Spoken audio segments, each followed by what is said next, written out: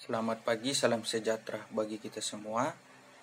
Sebelumnya yang kami hormati Ibu Lulu Amelia Nurson, SE, MAK, AK sebagai dosen pengampu mata kuliah Analisa Laporan Keuangan dan teman-teman yang berbahagia.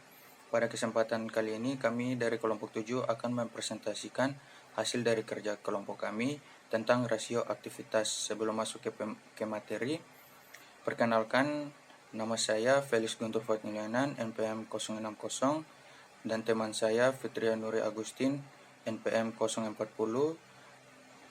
Anita Dewi Setiawati, NPM 048, dan Raita Syafira Oktaviani, NPM 074. Baik, yang pertama, pengertian rasio aktivitas. Rasio aktivitas atau activity ratio merupakan rasio yang digunakan untuk mengukur efektivitas perusahaan dalam menggunakan aktiva yang dimilikinya. Atau dapat pula dikatakan rasio ini digunakan untuk mengukur tingkat efisiensi atau efektivitas pemanfaatan sumber daya perusahaan.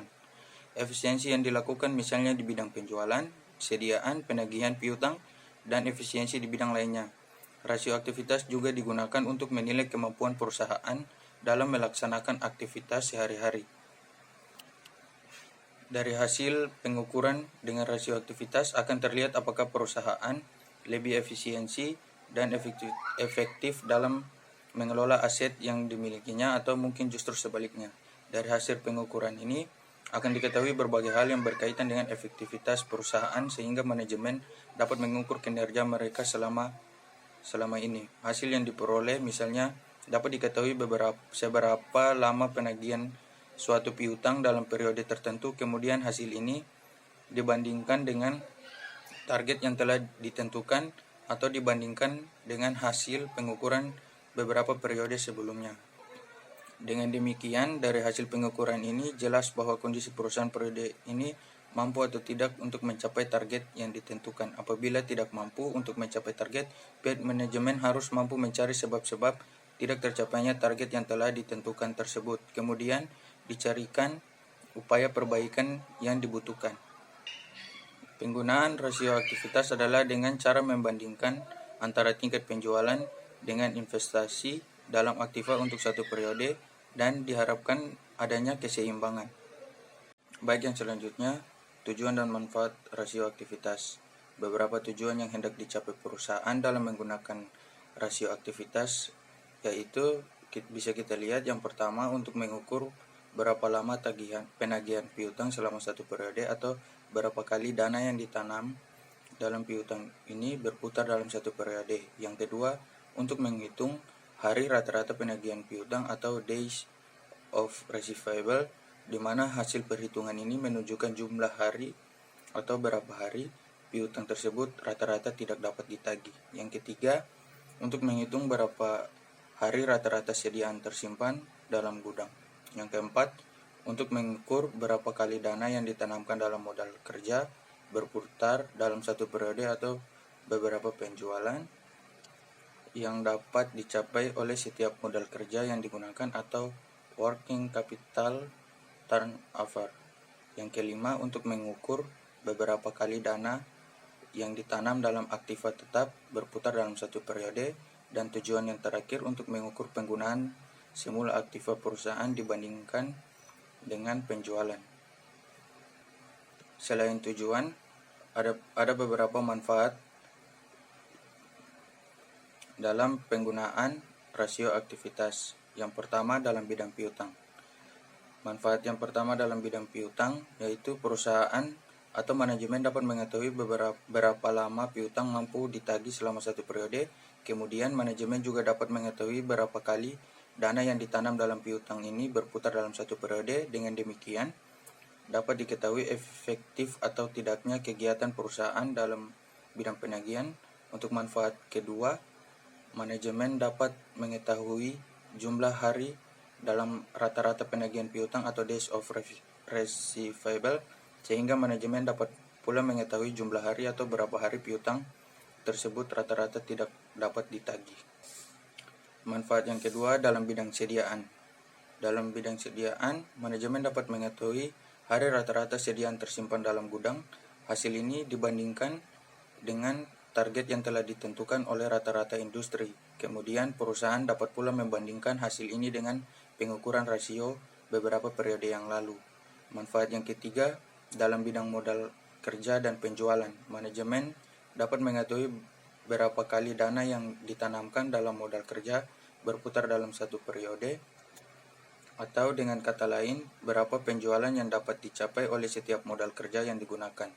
Yang keempat, dalam bidang aktiva dan penjualan, manfaat dalam bidang aktiva dan penjualan, yang pertama, manajemen dapat mengetahui berapa kali dana yang ditanamkan dalam aktiva tetap berputar dalam satu periode.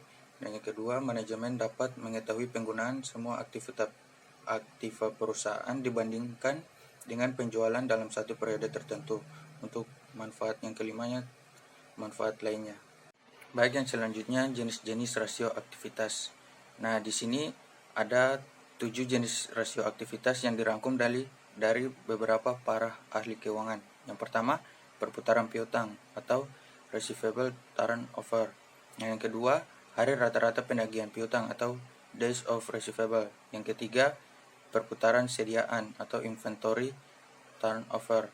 Yang keempat, hari rata-rata penagihan sediaan atau days of inventory. Yang kelima, perputaran modal kerja atau working capital turnover. Yang keenam, perputaran aktiva tetap atau fixed asset turnover.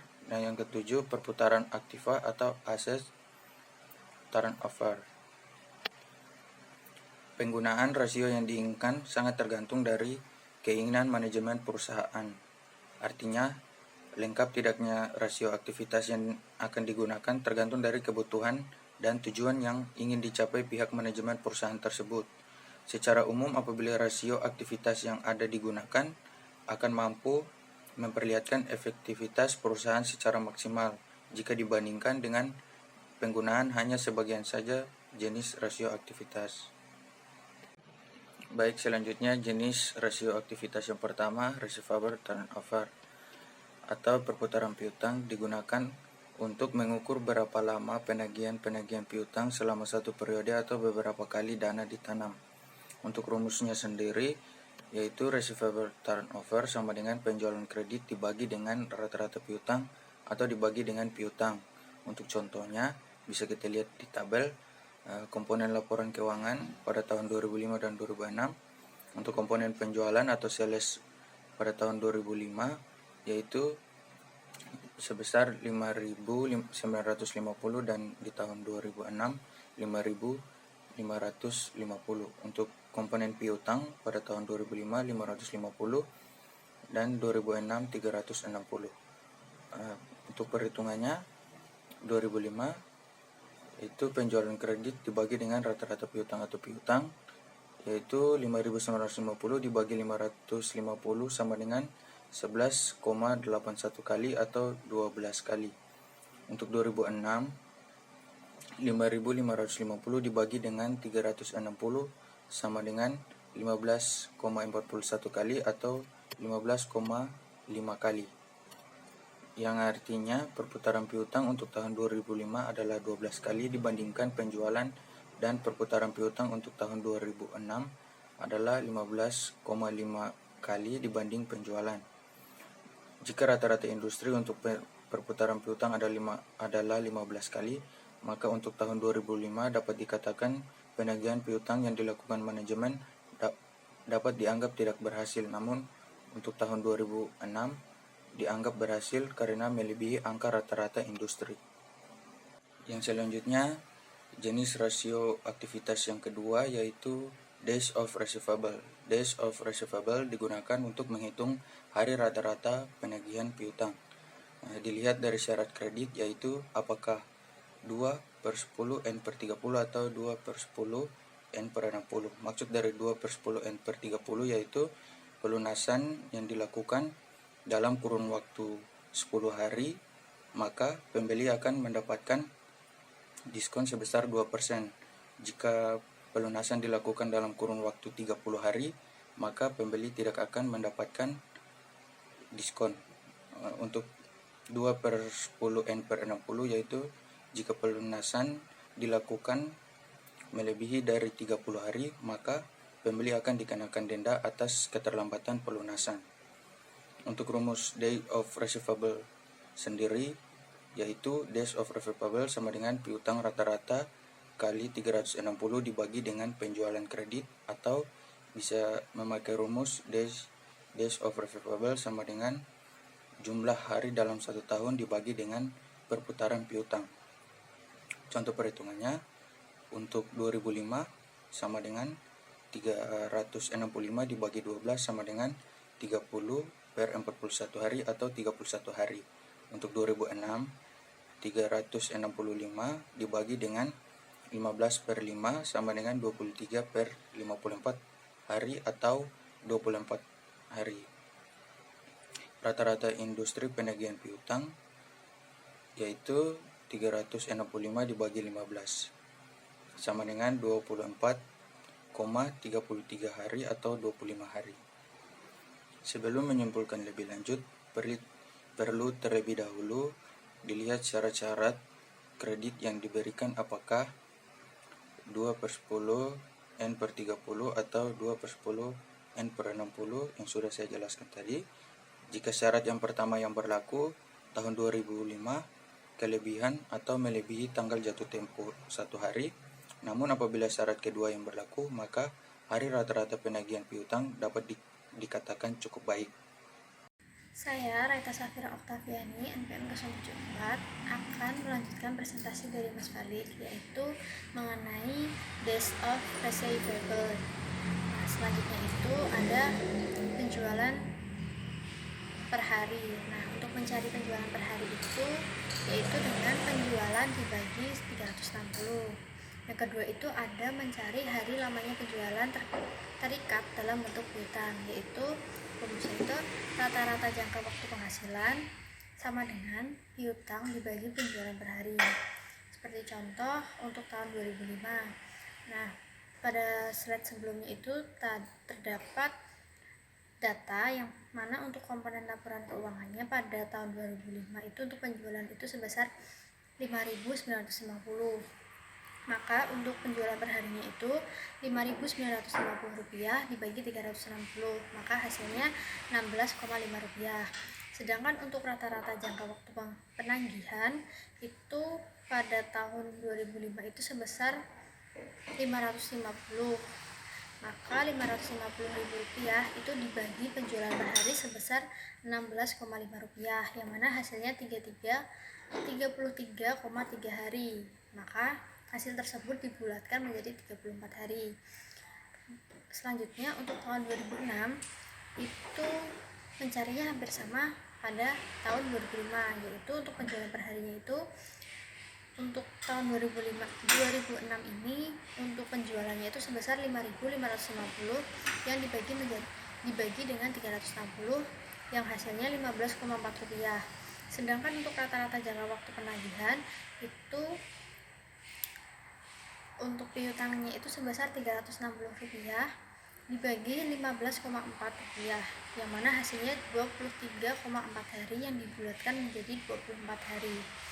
Jika rata-rata industri 25 kali, maka artinya kondisi perusahaan untuk rata-rata jangka panjang atau jangka waktu penagihan untuk tahun 2005 dan 2006 itu kurang baik karena konsumen membayar tagihan tidak tepat waktu.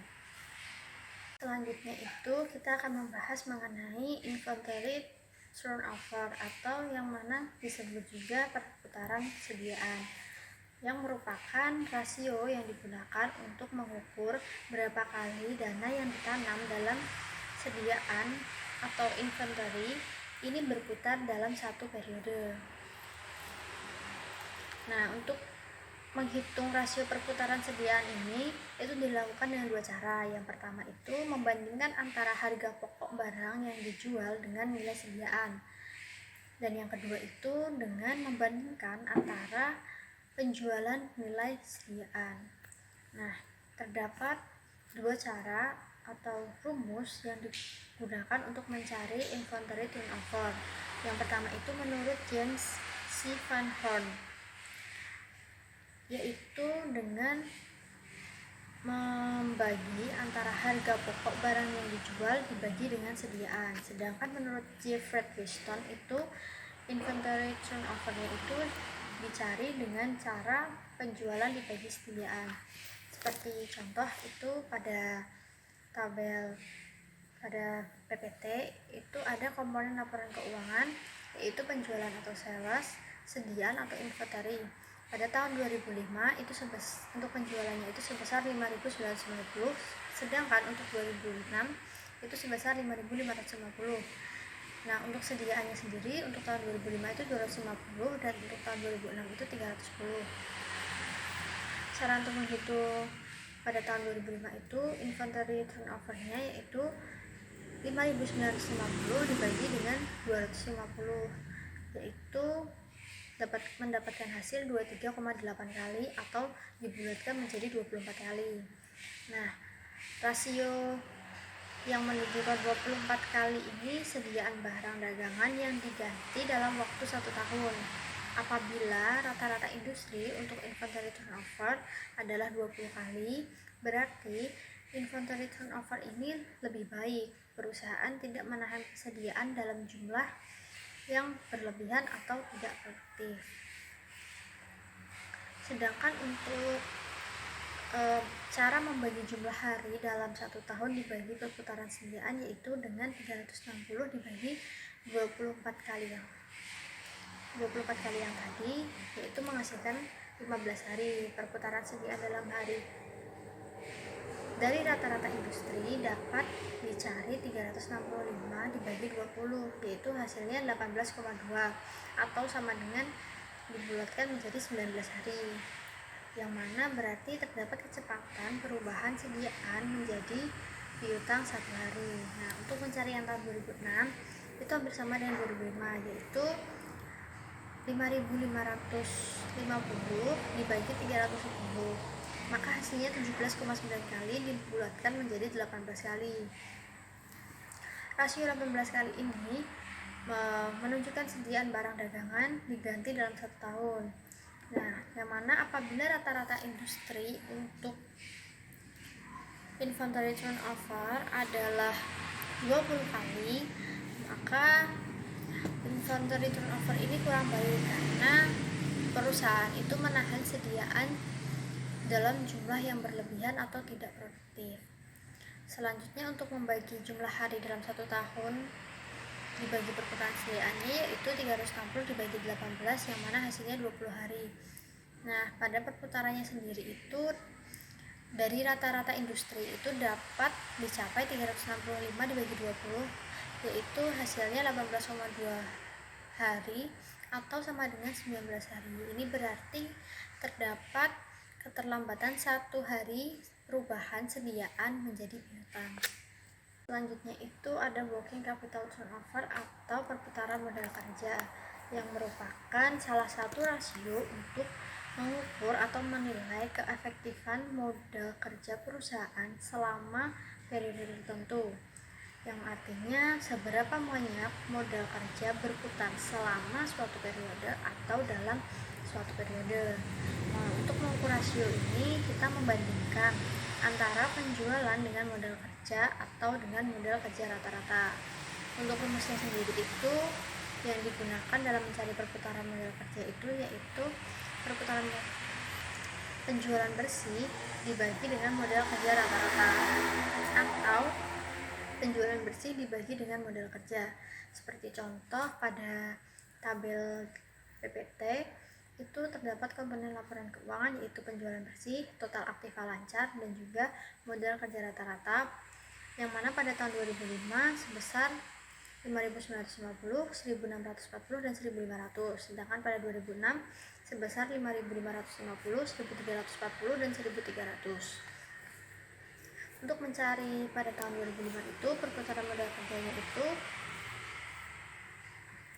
untuk penjualan bersihnya pada tahun 2005 itu sebesar 5.950 dibagi dengan modal kerja rata-rata atau total aktiva lancarnya itu sebesar 1.640 dan hasilnya itu 3,6 2 kali maka dibulatkan menjadi 3,7 kali.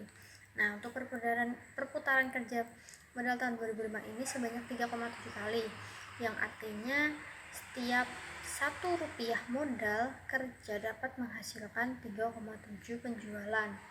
Nah, untuk menghitung pada tahun 2006 itu untuk penjualan bersihnya itu sebesar 5.550, sedangkan dibagi dengan total aktiva lancarnya itu sebesar 1.350, yang hasilnya itu 4,14 kali dibulatkan menjadi 4,2 kali. Nah, untuk perputaran kerja pada tahun 2006 ini sebanyak 4,2 kali, artinya setiap Rp1 modal kerja dapat menghasilkan 4,2 kali di penjualan.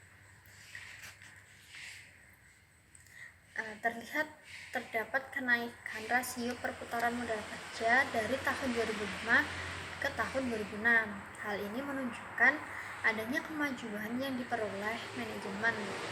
Namun, apabila rata-rata industri untuk perputaran modal kerja adalah 6 kali, keadaan perusahaan untuk tahun 2005 dan tahun 2006 dinilai kurang baik karena masih di bawah dari rata-rata industri. Nah, artinya itu dari rata-rata industri itu setiap Rp1 modal kerja dapat menghasilkan Rp6 penjualan, sementara rasio yang dimiliki perusahaan itu hanya Rp3,7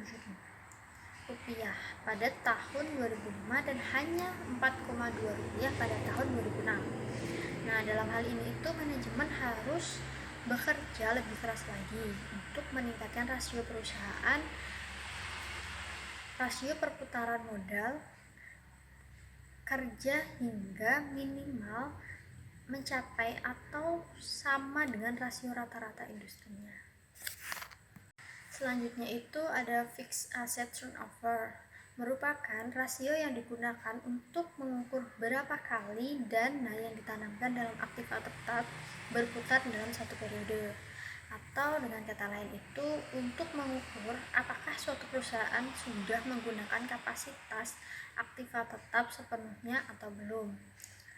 Nah, untuk mengukur rasio ini itu dengan cara membandingkan antara penjualan bersih dengan aktiva tetap dalam suatu periode. Untuk rumusnya sendiri yaitu penjualan dibagi dengan total aktiva tetap. Seperti contoh pada tabel terdapat komponen laporan keuangan yaitu penjualan dan juga total aktiva tetap. Untuk penjualan sendiri pada tahun 2005 itu sebesar 5.950, sedangkan untuk 2006 5.550. Untuk total aktiva tetapnya itu pada 2005 itu sebesar 2.400, sedangkan untuk 2006 itu 2.550. Nah, untuk menghitung pada tahun 2005 untuk fixed asset turnover-nya itu penjualan pada tahun 2005 sebesar 5.950 dibagi dengan total aktiva tetap pada tahun 2005 yaitu sebesar 2.400, yang mana menghasilkan total sebesar 2,479 kali atau dibulatkan menjadi 2,5 kali.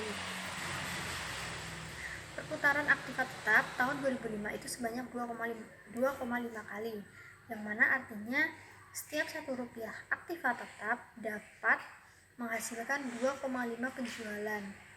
Nah, untuk tahun 2006 fixed asset turnover-nya itu untuk penjualan pada 2006 itu sebesar 2.550, sedang dibagi dengan total aktiva tetap sebesar 2.550, yang mana hasilnya itu 2,176 kali yang dibulatkan menjadi 2,2 kali. Nah, untuk perputaran aktiva pada tahun 2006 ini sebanyak 2,2 kali, yang artinya untuk setiap Rp1 aktiva tetap dapat menghasilkan 2,2 penjualan. Nah, kondisi perusahaan sangat tidak menggembirakan karena terjadi penurunan rasio dari tahun 2005 ke tahun 2006. Lebih-lebih lagi jika dibandingkan dengan rata-rata industri untuk total asset turnover itu yaitu 5 kali. Berarti perusahaan tersebut belum mampu memaksimalkan kapasitas aktiva tetap yang dimiliki jika dibandingkan dengan perusahaan lain yang sejenis.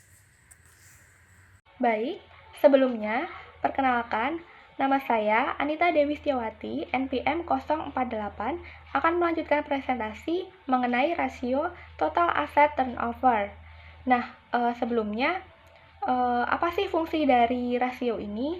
Jadi rasio ini itu digunakan untuk mengukur perputaran semua aktiva yang dimiliki oleh perusahaan dan juga untuk mengukur berapa total sales yang diperoleh dari setiap rupiah aktivanya. Lalu bagaimanakah rumusnya? Rumusnya adalah dengan membagi penjualan dengan total aktiva. Sebagai contoh, di sini sudah terdapat tabel komponen laporan keuangan yaitu pada tahun 2005 dan juga 2006, di mana untuk penjualan itu pada tahun 2005 sebesar 5.950 dan di tahun 2006 sebesar 5.550. Lalu untuk total aktivanya pada tahun 2005 sebesar 4.200 dan di tahun 2006 sebesar 4.000. Lalu bagaimanakah perhitungannya? Untuk tahun 2005 itu penjualan dibagi dengan total aktiva yaitu sebesar 5.950 dibagi dengan 4.200 sehingga hasilnya untuk tahun 2005 itu sebanyak 1,416 kali atau jika dibulatkan sebesar 1,42 kali. Nah, ini berarti perputaran total aktiva di tahun 2005 sebanyak 1,42 kali ini setiap 1 rupiah aktiva tetap itu dapat menghasilkan 1,42 rupiah penjualan. Lalu untuk perhitungan tahun 2006 itu 5.550 dibagi dengan 4.000. Hasilnya adalah 1,387 kali atau sebesar 1,42 kali. Ini berarti perputaran total aktiva pada tahun 2006 yaitu sebanyak 1,4 kali itu setiap 1 rupiah aktiva tetap itu dapat menghasilkan 1,4 rupiah penjualan. Nah, kondisi perusahaan saat ini itu dapat dikatakan kurang baik karena terjadi penurunan rasio dari tahun 2005 ke tahun 2006. Kemudian jika dibandingkan dengan rata-rata industri untuk total asset turnover yaitu sebanyak 2 kali standar industrinya, itu berarti perusahaan belum mampu untuk memaksimalkan aktiva yang dimilikinya. Nah, dengan harapan perusahaan itu bisa meningkatkan kembali penjualannya atau mengurangi sebagian aktiva yang mana dinilai kurang produktif demi kembali meningkatkan penjualannya. Selanjutnya, mengenai tabel hasil pengukuran. Nah, teman-teman bisa lihat pada tabel di samping, di sini terdapat tabel hasil pengukuran, di mana ini merupakan rangkuman dari hasil pengukuran perhitungan pada penjelasan sebelumnya. Di sini terdapat 7 jenis rasio dengan hasil pengukurannya masing-masing, di mana yang pertama ini rasio receivable turnover itu menghasilkan hasil pengukuran pada tahun 2005 itu sebesar 12 kali dan di tahun 2006 itu 15,5 kali dengan standar industri 15 kali. Lalu yang kedua, rasio days of receivable itu menghasilkan hasil pengukuran 34 hari pada tahun 2005 dan 25 hari pada tahun 2006 dengan standar industrinya yaitu 60 hari. Lalu yang ketiga, rasio inventory turnover itu menghasilkan 24 kali di tahun 2005 dan 18 kali di tahun 2006 dengan standar industri sebanyak 20 kali. Lalu yang keempat, rasio days of inventory. Hasil pengukurannya adalah 15 hari pada tahun 2005 dan 20 hari pada tahun 2006 dengan standar industri sebanyak 19 hari.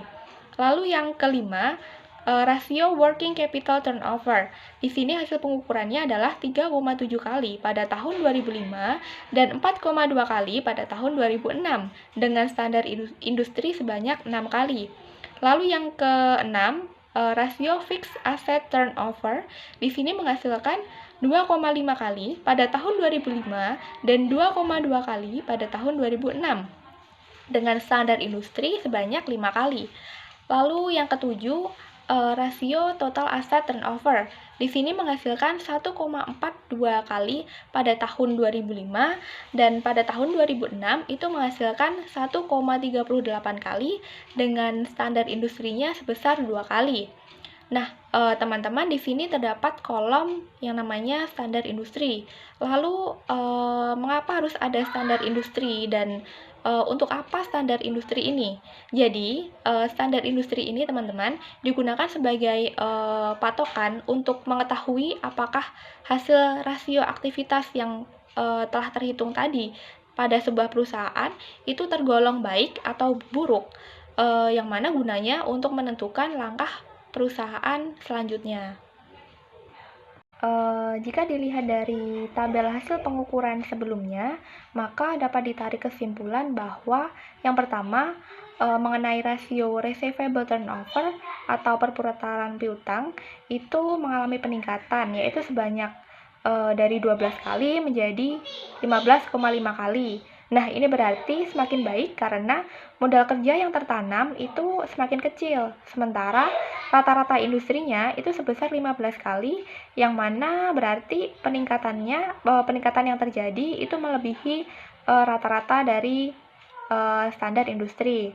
Lalu yang kedua mengenai rasio days of receivable, di sini juga baik karena untuk tahun 2005 itu menghasilkan pengukuran selama 34 hari dan untuk tahun 2006 itu menghasilkan pengukuran selama 25 hari. Nah, karena kurang dari 65 hari maka dapat dikatakan baik. Yang mana artinya perusahaan itu mampu melakukan penagihan piutang secara tepat waktu. Namun sebagai pembandingnya, jika syarat yang berlaku itu adalah 2/10N/30, maka untuk tahun 2005 itu kurang dikatakan baik karena melebihi tanggal jatuh tempo atau kelebihan 1 hari. Namun karena perusahaan ini syarat yang berlaku itu adalah 2/10N/30, maka hari rata-rata penagihan piutang itu bisa dikatakan cukup baik. Lalu yang ketiga mengenai rasio inventory turnover. Pada tabel sebelumnya itu terlihat terjadi penurunan pada 24 kali, yaitu pada tahun 2005, dan itu turun menjadi 18 kali pada tahun 2006. Bagaimana artinya? Maka rata-rata industri untuk inventory turnover itu sebanyak 20 kali, yang mana ini berarti aktivitas perusahaan itu dikatakan menurun pada tahun 2006 karena berada pada di bawah rata-rata industrinya. Lalu yang keempat mengenai rasio working capital turnover. Nah, ini terjadi sedikit kenaikan pada tahun 2005 ke tahun 2006, yaitu dari 3,7 kali menjadi 4,2 kali. Nah, di sini jika rata-rata industrinya working capital turnover ini sebanyak 6 kali, maka rasio perusahaan ini pada tahun 2005 dan 2006 ini kurang baik karena masih berada di bawah rata-rata industri. Lalu selanjutnya yang kelima mengenai rasio fixed asset turnover. Di sini terjadi penurunan dari tahun 2005 yaitu sebesar 2,5 kali turun menjadi 2,2 kali di tahun 2006. Hasil rasio ini dapat dinilai kurang baik karena masih di bawah dari rata-rata industri, yang mana ini berarti penggunaan aktiva oleh perusahaan itu kurang efisien dibandingkan dengan perusahaan lainnya yang sejenis. Lalu yang untuk rasio terakhir mengenai rasio total asset turnover itu juga terjadi penurunan di mana semula sebesar 1,42 kali di tahun 2005 turun menjadi 1,4 kali pada tahun 2006. Nah, sementara rata-rata industrinya adalah 2 kali. Maka untuk rasio perusahaan yang beroperasi itu kurang baik. Di sini perusahaan menggunakan aktivanya itu kurang efisien jika dibandingkan dengan perusahaan lain yang sejenis. Kelompok kami mengangkat kasus dari sebuah jurnal yang berjudul Analisis Rasio Aktivitas untuk menilai kinerja keuangan pada PT Indofood Sukses Makmur Tbk yang terdaftar di Bursa Efek Indonesia atau BI dengan nomor ISSN yaitu 27154920. Data penelitian ini itu bersumber dari laporan keuangan perusahaan yang berupa neraca dan juga laporan laba rugi dari PT Indofood Sukses Makmur Tbk ini sendiri dengan periode yaitu 2014 hingga 2018. Selanjutnya akan saya bahas mengenai latar belakang dari kasus ini, yaitu mengenai kinerja keuangan pada PT Indofood Sukses Makmur Tbk, di mana fakta awal yang ditemukan pada laporan keuangan, yaitu pada labanya, dari tahun 2017 hingga tahun 2018, ini mengalami peningkatan di setiap tahunnya. Fenomenanya, rasio aktivitas perusahaan dari tahun 2014 sampai dengan tahun 2018 ini menunjukkan bahwa kinerja keuangan perusahaan itu mengalami fluktuasi, di mana pada tahun 2015 itu mengalami peningkatan dari tahun sebelumnya, namun pada tahun 2016 itu mengalami penurunan. Pada tahun 2017 hingga 2018 itu mengalami peningkatan. Hal ini dikarenakan perusahaan itu tidak cukup efektif dalam menggunakan aktiva yang dimilikinya. Assalamualaikum warahmatullahi wabarakatuh. Saya Fitria Nuri Agustin, NPM 40 akan melanjutkan analisis kasus di PT Indofood, di mana kita akan menganalisis perputaran piutang pada tahun 2014 hingga tahun 2018. Kita bisa lihat di tabel bahwa tahun 2014 hingga tahun 2018 penjualan dan piutang mengalami kenaikan, namun berbeda dengan perputaran piutang dan persentase, di mana kita bisa lihat. Contohnya kita ambil pada tahun 2014 diperoleh perputaran piutang sebesar 21,18 kali yang kita dapatkan dari hasil perhitungan pembagian penjualan dibagi piutang. Menurunnya perputaran piutang pada tahun 2014 ini disebabkan meningkatnya jumlah piutang dan meningkatnya juga jumlah penjualan. Namun pada tahun 2015 ini perputaran piutang penurunan menjadi 18,18 kali atau minus 14,16% yang diperoleh dari perhitungan pembagian penjualan dibagi piutang yang disebabkan meningkatnya jumlah penjualan dan meningkatnya jumlah piutang dari tahun sebelumnya. Begitupun juga tahun 2016, 2017, dan 2018 cara menghitungnya. Nah, kita dapat menyimpulkan nih dari tabel tersebut bahwa perputaran piutang mengalami penurunan sehingga dapat diketahui bahwa menurunnya perputaran piutang disebabkan meningkatnya jumlah piutang dan meningkatnya jumlah penjualan. Akan tetapi jika kita bandingkan antara jumlah piutang dan jumlah penjualan jauh lebih besar jumlah piutangnya. Oke, selanjutnya kita akan membahas mengenai perputaran persediaan pada perusahaan tahun 2014 hingga tahun 2018, di mana perusahaan ini kita bisa lihat dari tabel bahwasannya perusahaan mengalami fluktuasi. Kita dapat lihat pada tahun 2014 hingga 2015, perputaran persediaan mengalami peningkatan sebesar 5,50 kali menjadi 6,13 kali atau setara dengan 11,45%. Hal ini disebabkan meningkatnya jumlah harga pokok penjualan dan menurunnya jumlah persediaan pada tahun 2016. Pada tahun 2016 sendiri, dia mengalami penurunan dari tahun sebelumnya menjadi 5,58% atau minus 8,97%. Pada tahun 2017, perputaran persediaan perusahaan kembali mengalami penurunan menjadi 5,14 kali atau 7,88%. Pada tahun 2018 sendiri, dia mengalami penurunan dari tahun sebelumnya menjadi 4,56 kali atau setara dengan minus 11,28%. Nah, teman-teman, kita dapat simpulkan nih dari tabel di belakang saya bahwa secara keseluruhan perputaran persediaan menunjukkan kondisi perusahaan dianggap tidak baik atau tidak stabil, berada di bawah karena dia berada di bawah rata-rata 20 kali. Hal ini disebabkan karena jumlah persediaan yang terlalu besar. Analisis selanjutnya mengenai perputaran modal kerja yang terjadi pada perusahaan pada tahun 2014 hingga tahun 2018 yang mengalami fluktuasi. Mengapa hal tersebut saya bilang mengalami fluktuasi? Karena pada tahun 2014 hingga 2015, perputaran modal kerja mengalami peningkatan sebesar 3,46 kali menjadi 3,61 kali atau setara dengan 4,33% yang diperoleh dari perhitungan pembagian penjualan bersih dibagi modal kerja. Meningkat Meningkatnya perputaran modal kerja disebabkan meningkatnya jumlah penjualan bersih dan menurunnya jumlah modal kerja pada tahun 2016. Pada tahun 2016, perputaran modal kerja mengalami peningkatan menjadi 6,83 kali atau setara dengan 89,9% yang diperoleh dari perhitungan pembagian penjualan bersih dibagi modal kerja. Begitupun juga tahun 2017 hingga tahun 2018.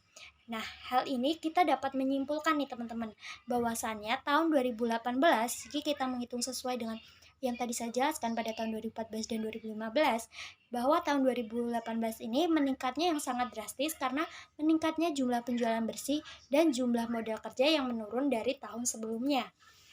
Selanjutnya kita akan membahas mengenai perputaran aktiva pada perusahaan, di mana pada tahun 2014 hingga tahun 2018. Pada tahun 2014 hingga tahun 2018 dia mengalami fluktuasi. Pada tahun 2014 kita bisa lihat pada tabel, hingga tahun 2015 perputaran aktiva tetap mengalami penurunan sebesar 1,41 kali atau menjadi 1,30 kali atau setara dengan minus 7,80%. Hal ini diperoleh dari perhitungan pembagian penjualan dibagi total aktiva tetap. Hal ini disebabkan meningkatnya jumlah penjualan dan meningkatnya jumlah total aktiva tetap. Pada tahun 2016 pun, perputaran aktiva tetap kembali mengalami penurunan menjadi 1,25 kali atau minus 3,48%. Pada tahun 2017, perputaran aktiva tetap meningkat menjadi 1,26 kali atau setara dengan 0,8%. Sedangkan pada tahun 2018, perputaran aktiva mengalami penurunan menjadi 1,16 kali atau setara dengan 7,93%. Hal ini teman-teman kita bisa menyimpulkan nih, penurunnya perputaran aktiva tetap disebabkan meningkatnya jumlah penjualan dan meningkatnya jumlah total aktiva tetap. Tapi jika dibandingkan dengan standar umum nilai perputaran aktiva tetap pada tahun 2014 hingga 2018 dianggap kurang baik sebab berada di bawah standar umumnya yaitu 5 kali perputaran. Selanjutnya yaitu hasil perputaran total aktiva pada perusahaan, di mana pada tahun 2014 dan 2018 perputaran total aktiva perusahaan juga mengalami fluktuatif. Pada tahun 2014 hingga tahun 2015, perputaran total aktiva mengalami penurunan sebesar 0,73 kali menjadi 0,69 kali atau minus 5,47% yang diperoleh dari perhitungan pembagian penjualan dibagi total aktiva. Hal ini disebabkan meningkatnya jumlah penjualan dan meningkatnya jumlah total aktiva yaitu penjualan mengalami peningkatan dari tahun 2014 sebesar 63.594.452 ke tahun 2015 menjadi 64.061.947.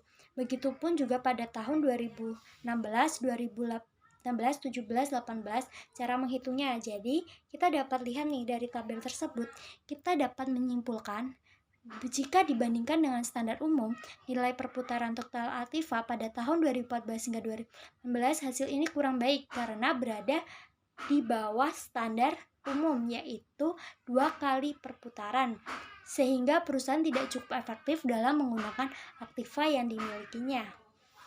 Nah, teman-teman sendiri nih, kita dari pembahasan analisis tadi, kita dapat menyimpulkan bahwa PT Indofood Sukses Makmur Tbk memiliki kondisi keuangan yang kurang baik pada tahun 2014 hingga tahun 2018 karena dengan membandingkan rasio aktiva seperti perputaran piutang dan perputaran modal kerja menunjukkan bahwa keadaan perusahaan baik, sedangkan perputaran persediaan, perputaran aktiva tetap, dan perputaran total aktiva menunjukkan bahwa keadaan perusahaan tidak baik selama 5 tahun berturut-turut, yaitu tahun 2014 sampai dengan tahun 2018. Hal ini yang disebabkan karena sebagian aktivanya kurang maksimal, sehingga perusahaan diharapkan dapat meningkatkan penjualan.